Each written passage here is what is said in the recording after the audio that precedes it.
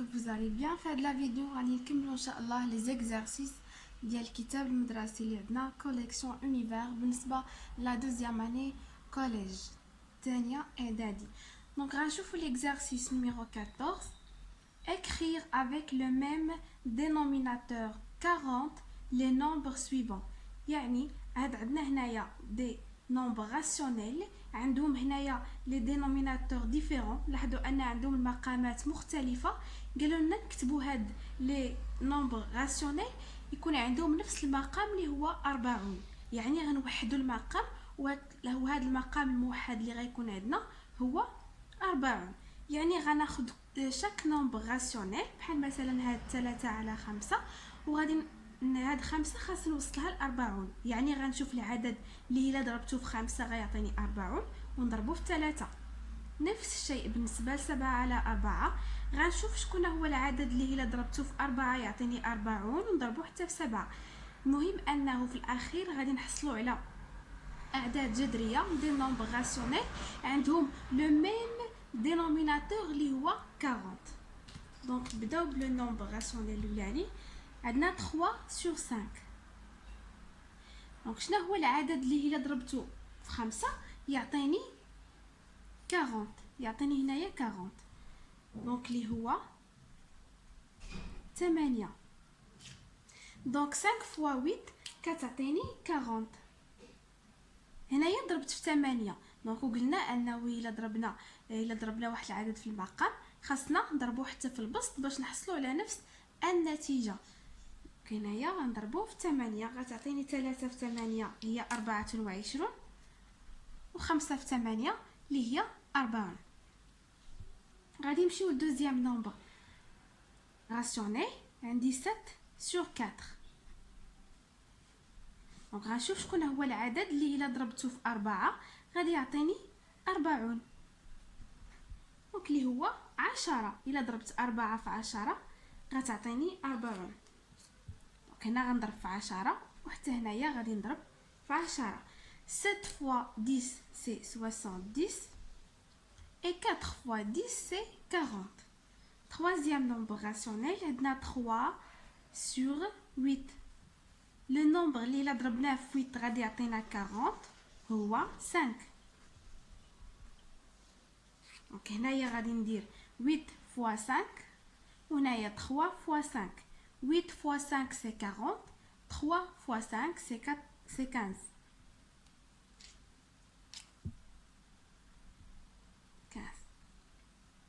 5 sur 2.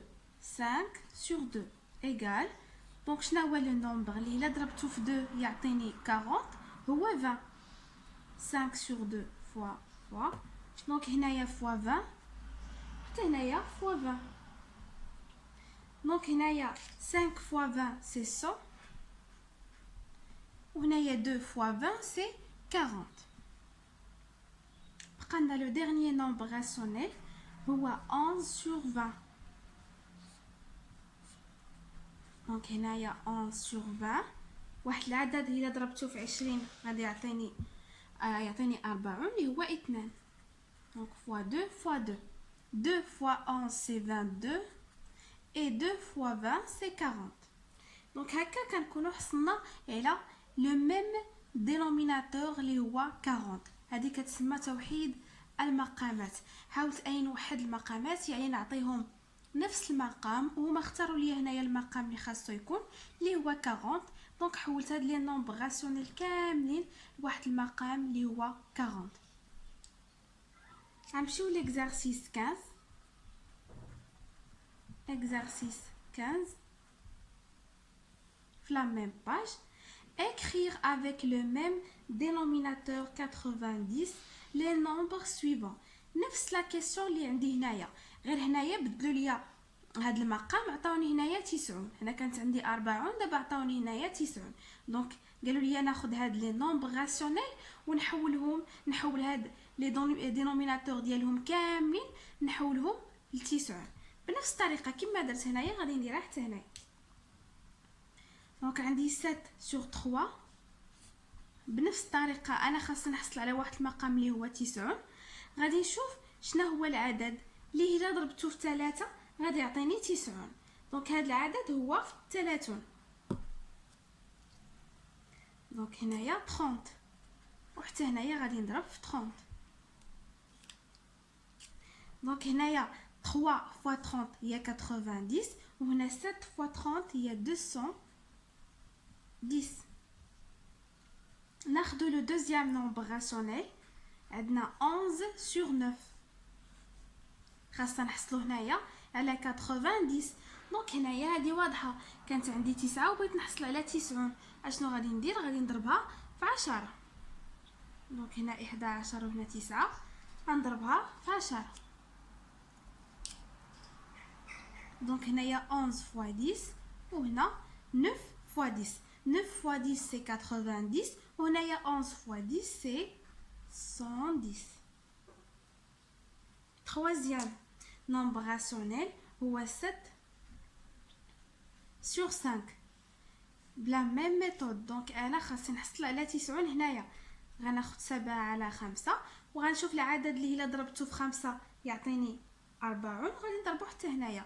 دونك العدد اللي الا ضربته في 5 يعطيني 90 ماشي 40 يعطيني 90 هو 18. دونك انا باش حصلت على هاد 18 شنو درت؟ خديت هاد 90 وقسمتها على 5. فاش قسمتها على 5 عطاتني 18. يعني الا ضربت انا 5 في ديك 18 غتعطيني 90. دونك هاد الطريقه هي اللي كنديرها. لاحظوا هنايا باش نلقى انا هاد 10 شنو درت؟ خديت 90 وقسمتها على 9 غتعطيني 10 و10 الا ضربتها في 9 تعطيني 90. حتى هنايا خديت 90 وقسمتها على 3 عطاتني 30. وهنايا خديت 90 وقسمتها على 5 عطاتني 18. و7 في 18 هي 126.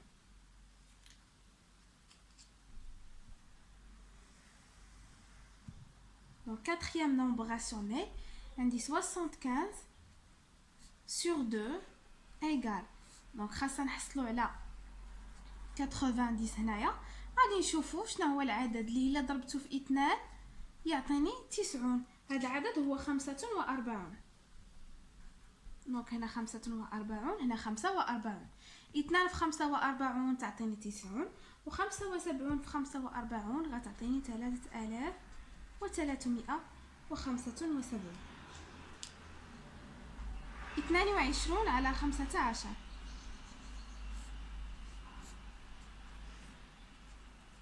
دونك هنايا شنو هو العدد اللي الا ضربته في 15 يعطيني 90؟ هذا العدد هو 6. 6 في 15 غتعطيني 90 و 6 في 22 غتعطيني 132. بقى لي ديرنيي نومبر راسيونيل اللي هو 13 sur 45. دونك 45 الا ضربتها في 2 غتعطيني 90. دونك هنايا fois 2 fois 2 fois 2. Donc 13 fois 2 c'est 26. وهنايا 45 fois 2 c'est 90. Donc comme ça كنكون وحدت هاد المقامات ديال هاد لي نومبر راسيونيل. دونك عطيتهم لو ميم دينوميناتور اللي هو 90.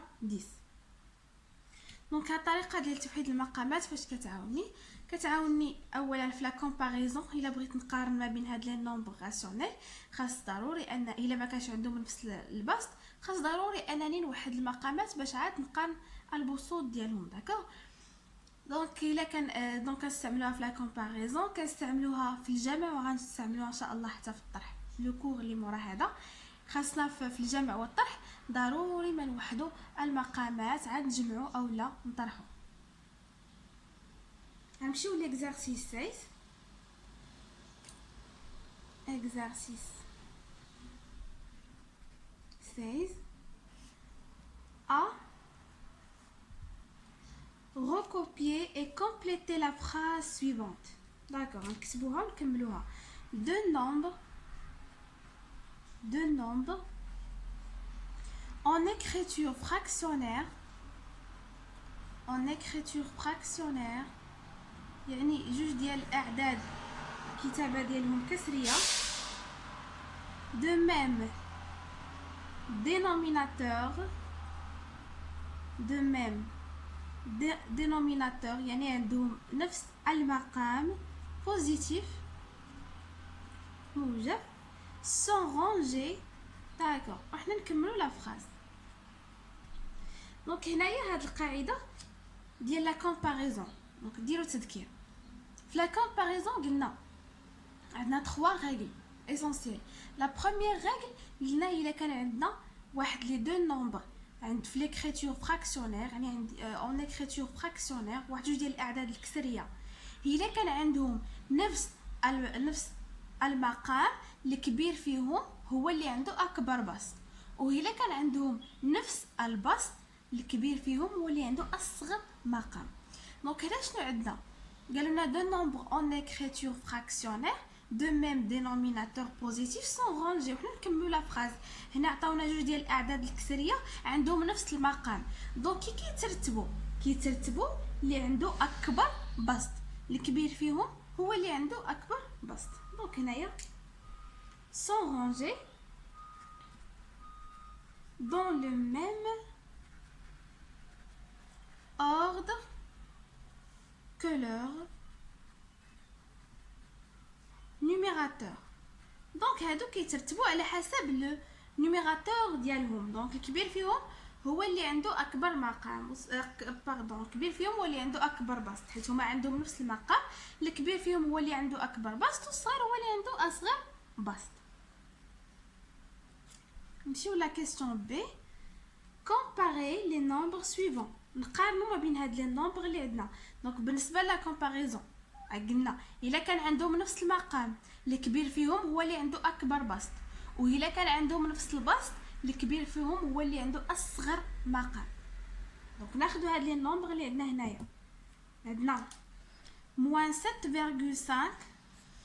sur 3 et -7,49 sur 3 دونك هنايا عندي لو ميم دينوميناتور نفس المقام شنو غندير غادي نقارن البسوط دونك الكبير فيهم هو اللي عنده اكبر بسط داكوغ دونك تفاهمنا على هذه القاعده دابا هنايا كنلاحظوا انه عندنا دي نومبر نيجاتيف دونك بالنسبه لي نومبر نيجاتيف شكون اللي كيكون كبير نديرو تذكير بالنسبه لي نومبر ريلاتيف الا كانوا عندنا دو نومبر دو سيني نيجاتيف يعني دو نومبر نيجاتيف الكبير فيهم هو اللي قرب من الصفر الكبير فيهم هو اللي قرب من الصفر يعني نحيد هاد لي سين راه الصغير فيهم هما راه هو اللي قرب من الصفر يعني هو اللي كبير داكوغ دونك هنايا عندي -7,5 وهنايا عندي -7,49 تنقولوا في الاعداد السالبه الكبير فيهم هو اللي صغير هو اللي قرب من الصفر هذاك هو الكبير فيهم داكوغ دونك هنايا شكون اللي صغر واش ناقص 7.5 ولا ناقص 7 دونك بلا لو سين شكون اللي صغير 7.5 ولا 7.49 7.49 صغير من 7.5 دونك هذه قريبه للصفر بالمقارنه مع هذه حيت هما اعداد سالبه يعني اللي كبير هو هذا دونك هنايا -7,49 sur 3 est supérieur à -7,5 sur 3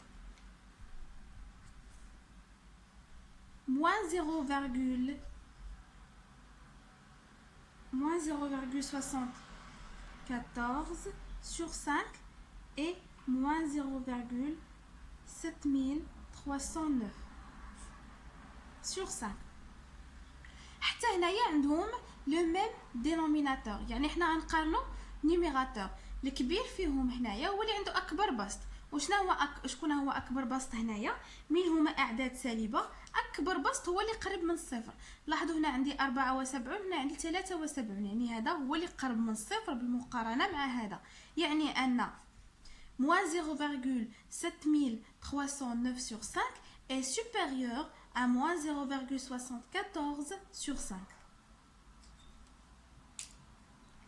4,05 sur 2,1 et 4,2 sur 2,1 دونك هنايا عندي لو ميم دينوميناتور اللي هو 2,1 غادي نقارنوا لي نيميراتور الكبير فيهم هو اللي عنده اكبر بسط دونك شكون اللي كبير هذه 4,05 وهذه 4,2 دونك هنايا عندي 0 هنايا عندي 2 يعني هذه اكبر من هذه بمعنى ان هاد ليكريتور فراكسيونير اي سوبيريور على هاد ليكريتور فراكسيونير اللي عندي هنايا.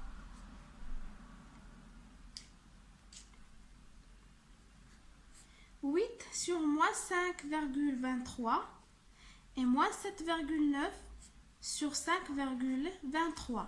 دونك هنايا عندي نفس عندي هاد لو موا هذا نقدر نطلعو هنايا حيت ديجا شفناها. دونك الا كانت عندي موان ا سور بي راه كتساوي ا سور موان بي كتساوي لو موا كنخرجوه برا ا سور بي. دونك هاد لو موا انا غادي نحيدو من تما هذا وغادي نحطو انا هنايا داكوغ باش يكون عندي لو ميم دينوميناتور باش يكون عندي نفس المقام باش نقارن البسط.